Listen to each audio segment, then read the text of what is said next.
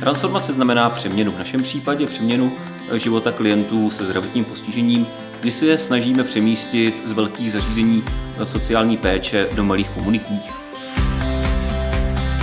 Základním účelem transformace sociálních služeb je vytěžit potenciál klientů se zdravotním postižením, kdy jsme přesvědčeni, že ve velkých zařízeních ústavní péče to není možné.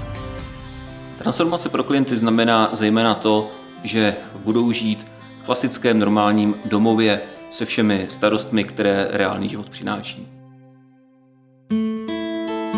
Transformace není nutné se v žádném případě bát, protože nemáme žádné objektivní informace o jejich negativních dopadech.